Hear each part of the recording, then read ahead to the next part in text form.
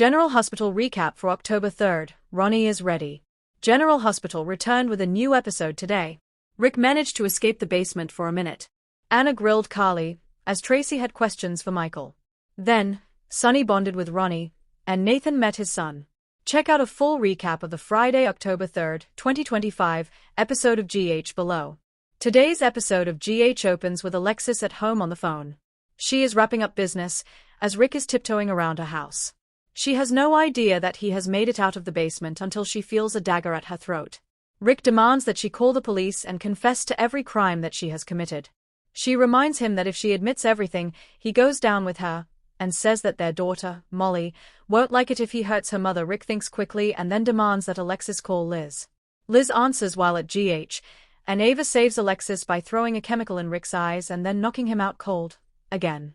Alexis quickly texts Liz and tells her that she had called her by mistake, but Liz is unsure.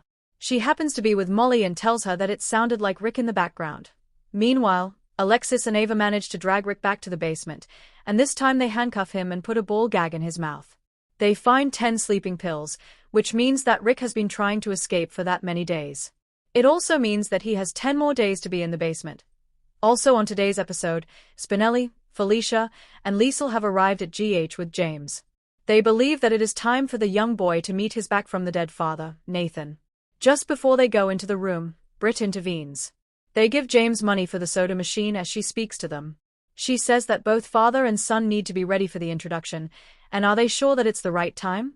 She also asks if Maxie would agree with James meeting Nathan now.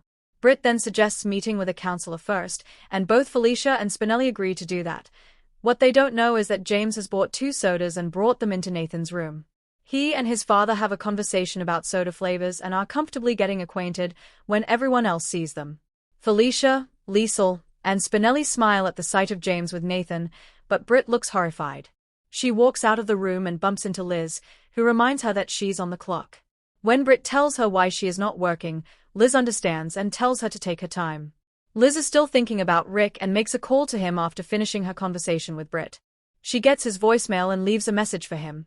Anna is trying to lock in a solid suspect in the shooting of Congressman Drew Kane. She now knows that the ballistics match Edward Quartermain's gun, so it has to be someone with access to the QS property. She brings Carly in to answer some questions about her son, Michael. Carly insists that her son is innocent, as Anna tries to use her to verify Michael's movements. She knows that Carly and Michael spoke on that evening, and she asks for details about the conversation. Carly tells her that she doesn't remember, which is a lie. In that phone call, she actually had told Michael about Willow going back to Drew. It could have easily enraged him enough to shoot Drew. Carly dodges and reminds Anna that Michael is grieving his grandmother. Anna says that his grief is why she is talking to Carly instead of Michael. Anna asks if Carly has access to the QS property, and once she says yes, it's clear that her wheels are turning. Carly leaves, not realizing that Anna is also looking at her as a suspect. After Carly leaves, Molly stops in, and Anna tells her about the ballistics report. Molly then tells her about being invited to the QS by Michael, only to find him there with Jacinda. Molly tells Anna about how she instantly felt like Michael wanted her to see him with the escort, to help his alibi later. Tracy is out at the Quartermain crypt visiting with Monica when Michael walks in. She quickly mentions Drew's attempted murder case, and Michael says that he can take care of himself. She snaps about his alibi being a call girl, then tells him that she can put him in front of Drew's house on the night of the murder. Michael explains that he was there to confront Drew, but decided against it and left. He realized that a fight was exactly what Drew would have wanted, so he didn't give him one. Tracy tells Michael that he is a true Quartermain now, because she can't tell if he is lying or telling the truth. She also says that she doesn't care if he is guilty, her only job is to protect him, for Monica's sake. Michael thanks her for looking out for him and the rest of the family. Tracy then tells him that he will inherit the house. She asks him to extend to her the same privilege that Monica always did and allow her to live in the family home. Sonny is at GH, paying his respects to Monica, when her sister, Ronnie, approaches. She introduces herself and explains that they didn't grow up together. She tells Sonny that Monica wrote her a letter not so long ago, and they began interacting after years of silence. Ronnie tells him about going to the QS and Tracy throwing her off the property. Ronnie is thrilled to learn that Sonny is Michael's father, because she has heard so much about him. She had hoped for an opportunity to meet him.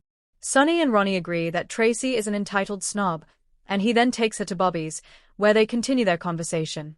Ronnie is impressed by the diner and mentions that getting the first letter from Monica was the shock of her life. Sonny tells her about reconnecting with his dad later in life and how it was a gift. After Ronnie leaves, Carly needs to tell Sonny about her interrogation by Anna. He pieces it together and seems to realize that both Carly and Michael are suspects in Anna's eyes. Meanwhile, Ronnie returns to her hotel and gets a phone call. Her presence is requested for the reading of Monica's will.